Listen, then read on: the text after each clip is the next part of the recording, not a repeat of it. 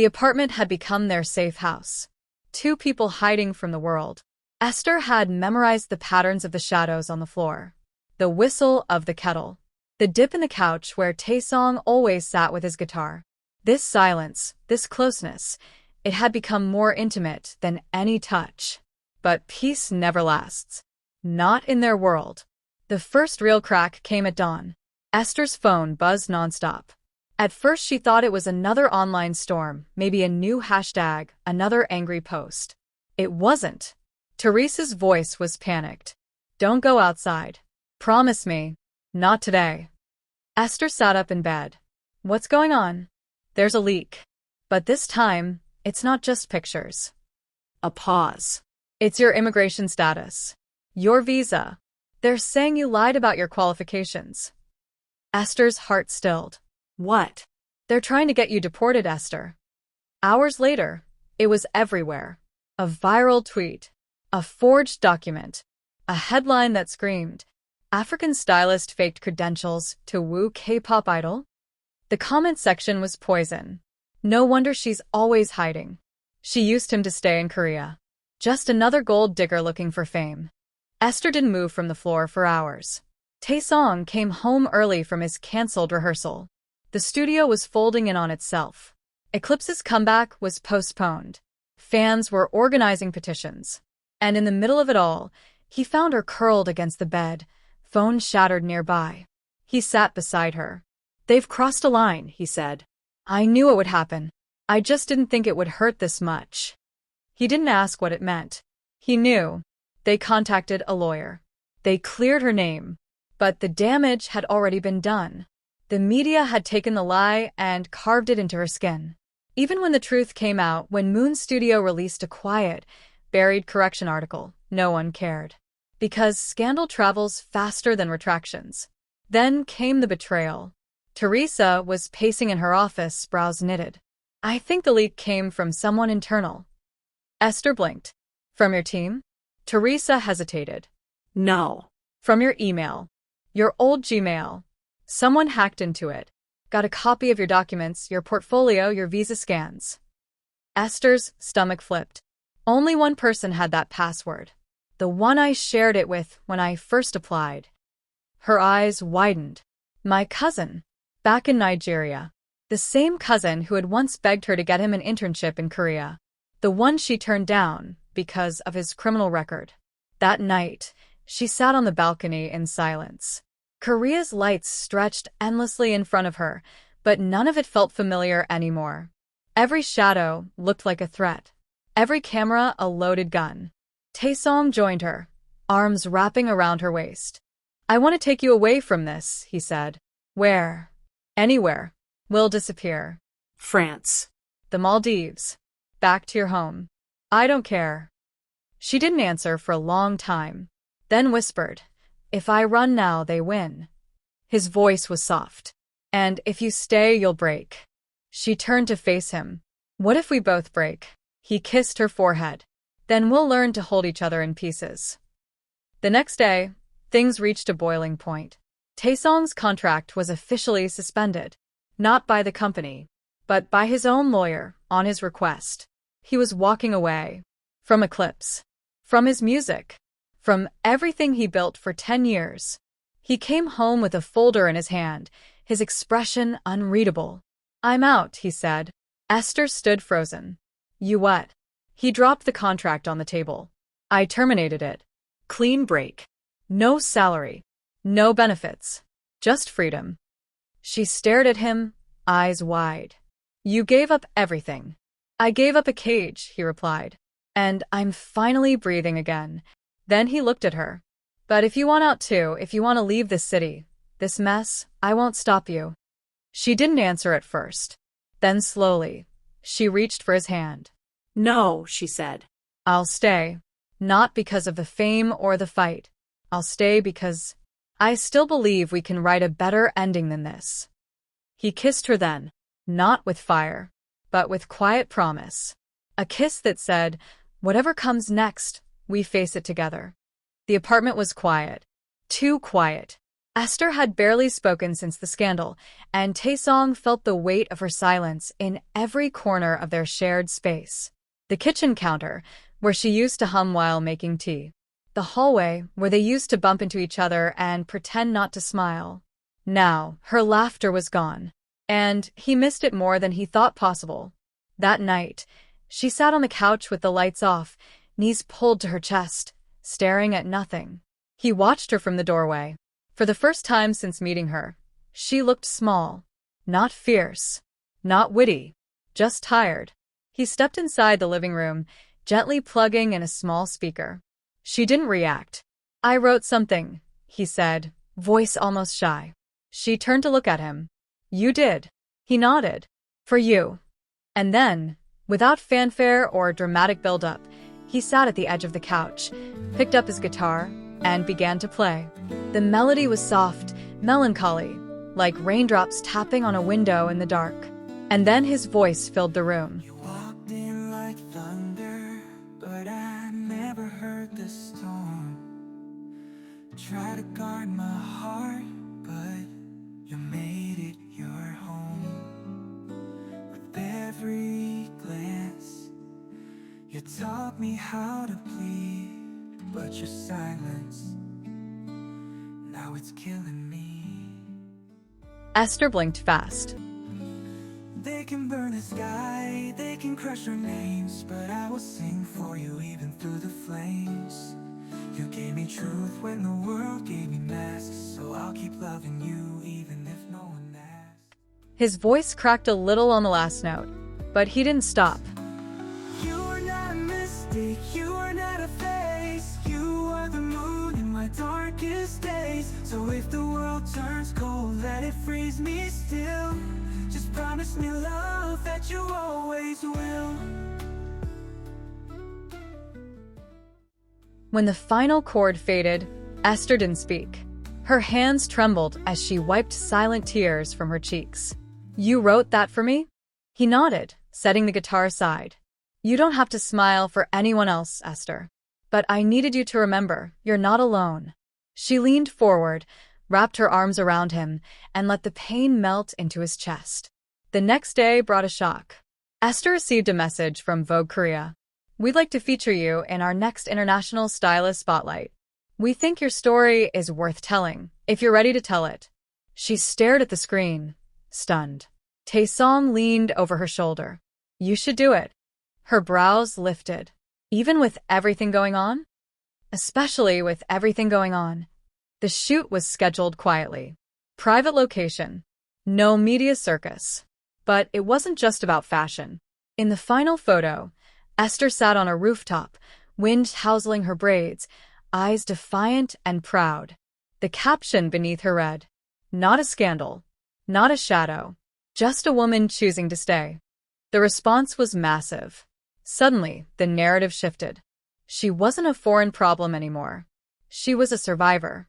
But peace never stayed long. Moon's studio summoned Ta-ong for a private meeting. No cameras. Just him, his old manager, and the 3 remaining members of Eclipse. He didn't know what to expect. Apologies? Blame? Begging? He got all 3. G1, the leader, stood first. "You should have told us." Ta-ong folded his arms. Would it have changed anything? Silence. Then Hyunmin spoke, softer. "We miss you, bro. But we're not the same band without you."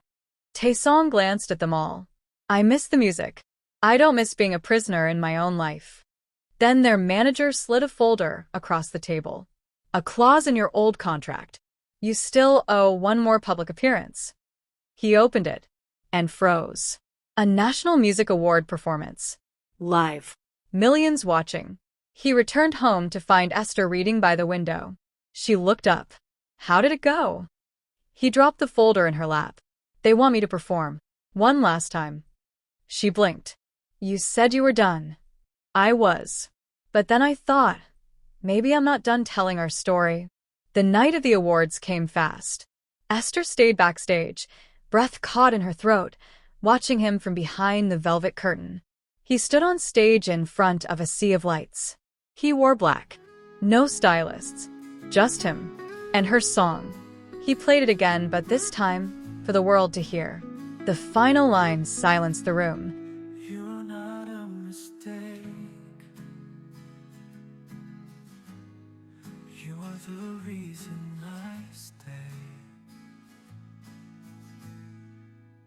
The audience rose to their feet, some crying, some cheering, some still unsure. But the sound was thunderous. He stepped down from the stage, walked past cameras, security, stunned officials, and stopped directly in front of her. Everyone was watching, but he didn't care. He pulled her into a kiss. Not sweet, not cautious. A kiss that silenced the world. Gasps echoed.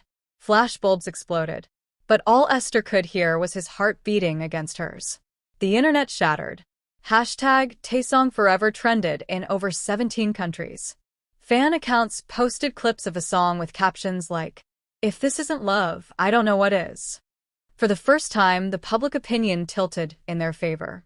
Later that night, lying in bed, Esther whispered against his shoulder, "You saved me with a song." He smiled, tracing circles on her back. "No. You gave me something worth singing about." The world had changed. Esther could feel it in the way strangers looked at her now. Some with awe, some with lingering doubt. But the disgust, the venom, that had once dripped from every online corner, it was no longer deafening. Ta-ong's public kiss had lit a match. But the fire that followed, it would burn everything. It started with a package, delivered to Moon Studio. Unmarked, anonymous. Inside, a flash drive, a single sheet of paper, a name scrawled in bold ink. Esther. Read this before you trust him. That night, Ta-ong cooked dinner. Esther sat across from him, the flash drive burning a hole in her pocket. She hadn't opened it yet, didn't know if she wanted to. But curiosity and fear were terrible bedfellows. She waited until he stepped out to take a call before slipping it into her laptop. A single video file. Grainy. Dated. Minay. Ta-ong's ex. Speaking directly into the camera. "Esther, if you're watching this, you're probably already halfway in love with him. I was too. Until I found out what he was willing to trade." Her eyes were glassy. Angry. He made a deal once. With Moon Studio. To keep his image clean, he agreed to cut me off. Just like that. For a cover story. For sales. He told them I was too much drama. That I'd ruin his trajectory. Minay's voice cracked. He didn't even tell me to my face. I found out through his manager. He's good at pretending to be loyal, but in the end, he always chooses his career. Esther stared at the screen. The video ended. And everything went silent. When Ta-ong walked back in, she was standing there, laptop open. His smile faded. "What's wrong?" She didn't shout. Didn't cry. She only asked, "Was it true?" He didn't even have to ask what. He rubbed a hand down his face, voice low. "It was complicated. That's not a no." He exhaled. "It happened years ago. Minay had problems, substance stuff. She almost OD'd at one point. The label gave me two options. Distance myself quietly, or let it explode in the press." Esther's voice trembled. "So you chose silence, and abandoned her." "I was 20, he whispered, "and scared." "And now?" she asked. "Now? I'd rather lose everything than lose you." But the words sat heavy in the room. Days passed. They moved around each other like strangers again. The world buzzed outside. Interviews, new song requests, offers from Paris Fashion Week. But inside the apartment? Stillness. Until the night Ta-ong knocked on her door. He looked pale. Worn. His eyes were red-rimmed. "I need to show you something." He handed her a letter. Handwritten. Old. Torn at the edges. It was from Minay. "You are the only thing real in a world that lied to both of us. I forgive you. And I hope someday you find someone who doesn't just love your stage self. Someone who loves the boy beneath." He said quietly, "I wanted to show you earlier, but I didn't want you to see the version of me she knew." Esther read it again. Then again. Her voice cracked. "You're not that boy anymore." He looked at her. "And you're the first woman I've ever told the whole truth to." Moon Studio held a press conference the next day. Rumors had been flying for weeks that Ta-ong would return, that Esther was being offered a permanent creative director role. Instead, they stood before a room full of reporters and said goodbye. Ta-ong stepped to the mic first. "I love music," he began, "and I will always love the fans who believed in me. But this industry made me afraid to love anyone else. It made me hide, And lie. and run." He looked at Esther. "I'm done running." Gasps echoed as he reached for her hand and held it publicly. Esther stepped up next. "I came here to do makeup," she said, eyes scanning the crowd. "Instead, I ended up falling in love with a country, a boy who sings to my soul, and the firestorm that nearly burned me alive." She smiled faintly. "But I survived. And I'm choosing to walk away before I lose myself again." 2 weeks later, they boarded a plane. No cameras followed. No tabloids chased. They flew to Nairobi, then Cape Town, then Abuja. Esther taught Ta-ong how to eat suya without crying. He taught her how to slow dance under lanterns. They sang on rooftops, barefoot, and out of tune. And for the first time in years, they were just two people. No scandals. No secrets. Just them. On a beach in Zanzibar, under the gold wash of dusk, Ta-ong slipped a tiny, handcrafted ring onto Esther's finger. "It's not a proposal," he said. "Not yet." She arched a brow. "No. No," he smiled. "It's a promise. That the next time I write a love song, it'll be about our forever." She kissed him then, salt on their lips, tears in her eyes. Not from sadness, but from knowing, finally, she had found a home. In a man, in herself, in a love that didn't need the world's applause. Esther opened her own creative studio in Lagos 6 months later, training young stylists and artists from across Africa, giving them the dream she once chased alone. Ta-ong released an independent album, every track dedicated to her. He titled it The Girl from Seat 7A. It topped the charts in Korea, then Nigeria, then globally. But neither of them ever forgot how it started. One mistaken iTunes cable. One enemy flight.